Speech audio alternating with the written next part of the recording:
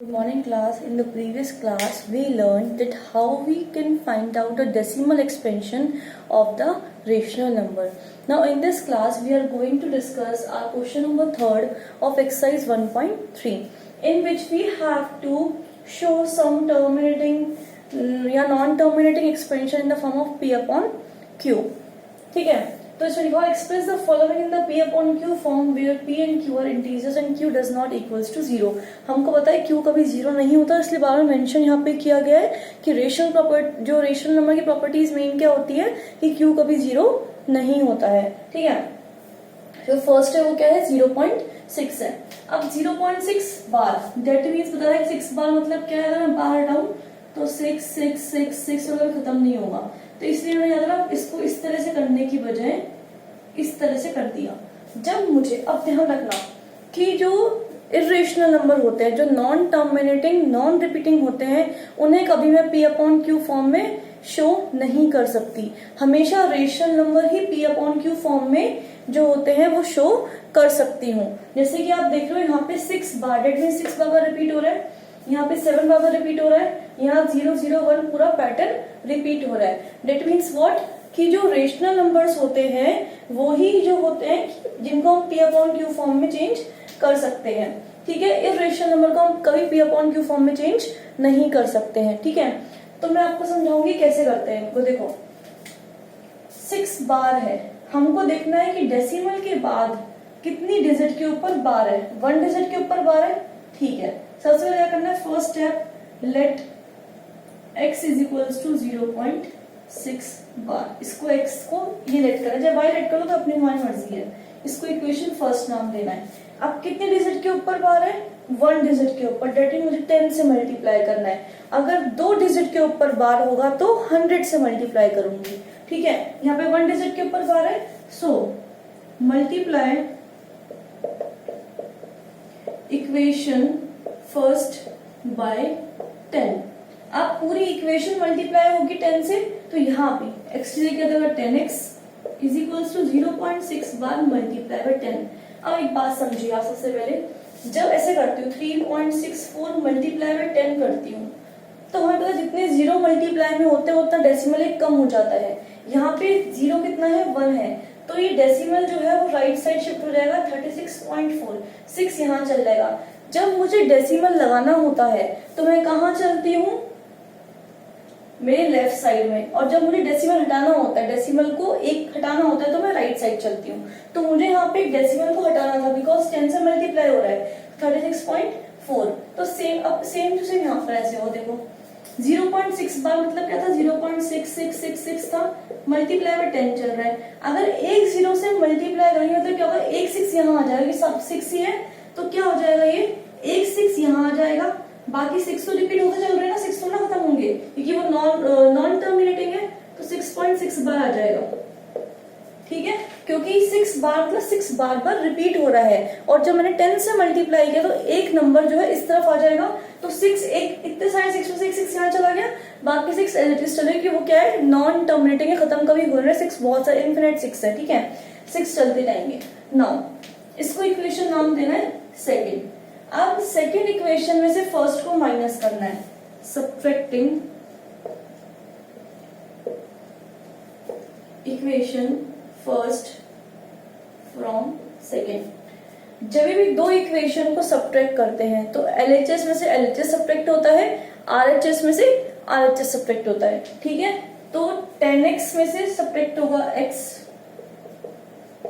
और 6.6 बार में सब्ट्रैक्ट होगा 0.6 बार। अब देखो जितने 6 बार यहाँ पर है वही 6 बार यहाँ पर होंगे, तो 6 बार और 6 बार तो रहेगा, ये तो है 10x माइनस x 9x बचेगा। अगर तुम करो 6.6 बार माइनस 0.6 बार, तो ये तो कैंसिल। ठीक है, माइनस का ये हो जाएगा 6, तो आंसर आ जाएगा 9x इज इक्वल्स टू 6। जब इसको सॉल्व करोगे तो क्या हो जाएगा, ये x is equals to 6 upon 9, 3 2 6, 3 3 9, 2 upon 3 हमारा आंसर आ जाएगा। अब इस पे चलते हैं। अब देखो इन दोनों में डिफरेंस क्या है, यहाँ पे चाहे एक डिजिट थी चाहे 2 डिजिट थी, उस पे बार था। यहाँ पे क्या है, पॉइंट क्या, एक डिजिट जो है बिना बार के है और एक डिजिट बार के साथ है। सबसे पहले हमारा काम क्या होगा, इसको स्टैंडर्ड फॉर्म में लेके आना। डेट मीन्स इस तरह से लाना कि पॉइंट के बाद जो भी डिजिट्स बचे, डेसिमल के बाद जो भी डिजिट्स बचे वो क्या हो, बार वाली हो। तो सबसे पहले क्या करेंगे, हम इसको लेट करेंगे x इज इक्वल्स टू 0.477 के ऊपर बार। अब अगर मुझे 4 को यहाँ लाना है तो अपनी मर्जी से थोड़ा ले आऊंगी।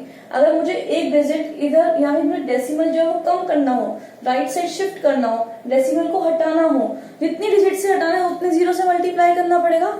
मुझे सिर्फ एक डिजिट हटानी है स्टैंडर्ड फॉर्म में लाने के लिए, तो क्या करूंगी मैं 10 से मल्टीप्लाई करूंगी। मल्टीप्लाई इक्वेशन 1 बाय 10, तो क्या हो जाएगा 10x is equals to 0.47 bar into 10, that is 10x is equals to, एक जीरो है तो पहले ये डिजिट शिफ्ट होगी। तुम कहोगे यार इसको क्यों नहीं किया, ये रूल होता है पहले इधर वाली शिफ्ट होती है, तो 4.7 बार हो जाएगा। अब देखो ये हमारी स्टैंडर्ड फॉर्म में इक्वेशन आ गई है, इसको हमें अब सॉल्व करना है। तो इससे हमें कोई मतलब नहीं है, जब हम सॉल्व करेंगे तो इससे करेंगे। सेकंड नाम दे दो। अब देखो अब क्या काम होता है हमारा, जो मेन काम होता है स्टैंडर्ड इक्वेशन आने के बाद, डेसिमल के बाद कितने डिजिट के ऊपर बार है, 1 डिजिट के ऊपर बार है, तो किससे मल्टीप्लाई करना पड़ेगा 10। तो मल्टीप्लाई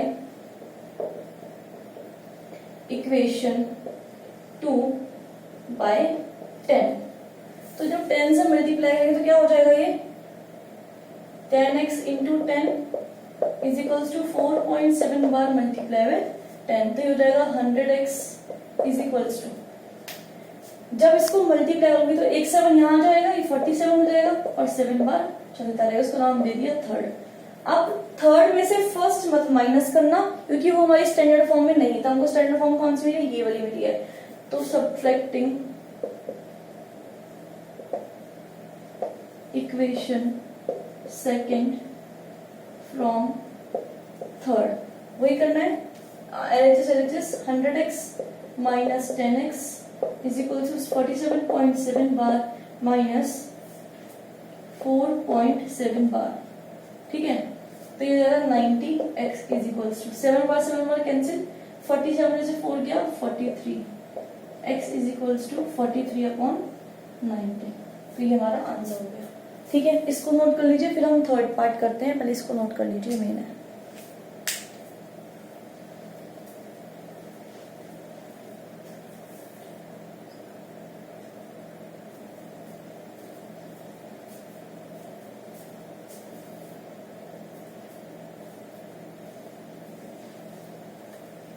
मैं इसको रब कर दूं पहले, आई थिंक आपका हो गया होगा।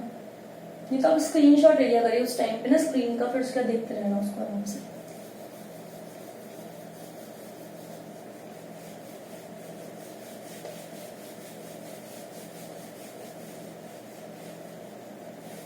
इसको मैं रब नहीं करी, थोड़ा डिफरेंट था, तो इसको आप आराम से देख लेना। मैं भी सिर्फ इसको रब कर रही हूँ।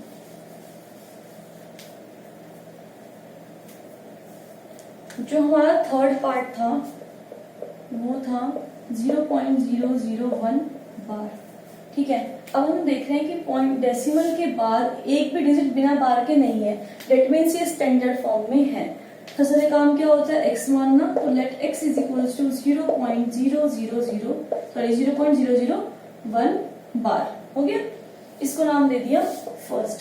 अब देखो यहाँ बार कितने डिजिट पे है, 3 पे, तो किससे मल्टीप्लाई करूंगी 1000 से, 10 से मत कर देना, क्योंकि जितनी डिजिट मुझे यहाँ लेके आनी होती है उनसे ही मल्टीप्लाई करती हूँ। तो 3 डिजिट्स के ऊपर बार है, तो मल्टीप्लाई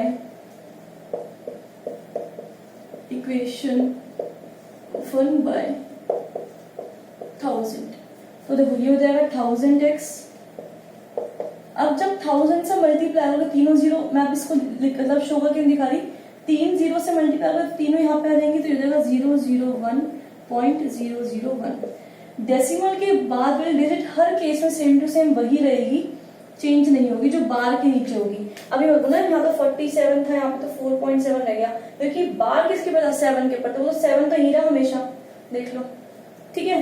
तो ये हो गया। अब इन जीरो की कोई वैल्यू नहीं होती है, तो इसको मैं हटा सकती हूँ। तुम चाहे इस स्टेप में लिख लो, मैं नेक्स्ट स्टेप में कर देती हूँ, उसको कंफ्यूज नहीं हो आप लोग। 1.001 बार, ठीक है। इसको नाम दे दिया सेकेंड। अब क्या करते हैं हम, सेकेंड में से फर्स्ट को सब्ट्रैक्ट करते हैं। सब्ट्रैक्टिंग इक्वेशन 1 फ्रॉम 2, तो 1000 x minus x is equals to 1.001 bar minus 0.001 bar, ठीक है। फिर 999x is equals to 001 point का कैंसिल हो जाएगा, 1 बचेगा, तो x इज इक्वल्स टू 1/999, ठीक है। ये आपका x की वैल्यू आ गई। तो इसके साथ आपका क्वेश्चन नंबर 3 जो है वो कंप्लीट होता है, इसको नोट कर लीजिए। अब जो नेक्स्ट क्वेश्चन आपका 4th है, ठीक है, उसमें 0.999 dot dot dot that mean 0.9 बार है, ठीक है। जो 4th क्वेश्चन है उसमें लिखा हुआ है 0.999 एंड 0.9 बार। तो ये आपको होमवर्क में खुद करना है, इसको P/Q फॉर्म में चेंज करना। 4th क्वेश्चन आपका यही है कि आपको 0.999 को P/Q फॉर्म में चेंज करना है। तो हम पहले से लिखेंगे 0.9 पर 9 रिपीट हो रहा है। अब हम देख रहे हैं कि पॉइंट के बाद जो नंबर है वो बार वाले ही है, बिना वाला कोई नंबर नहीं है, दैट मीन्स ये स्टैंडर्ड फॉर्म में है। सबसे पहले इसको एक्सलेट करना, एक्सलेट करने के बाद इसको किससे मल्टीप्लाई करेंगे, 10 से। कितने डिजिट के ऊपर बार है, 1 डिजिट के ऊपर, 10 से मल्टीप्लाई करना, सेकंड इक्वेशन आ जाएगी। सेकंड में से फर्स्ट को माइनस कर देना, आपकी x की वैल्यू फाइंड आउट आप लोग कर लेंगे। तो 4th क्वेश्चन आपके होमवर्क के लिए है, ठीक है, और ये क्वेश्चन मैंने आपको समझा दिए। नेक्स्ट क्लास में हम आगे क्वेश्चंस करेंगे। Thank you so much, I hope you well understand the topic.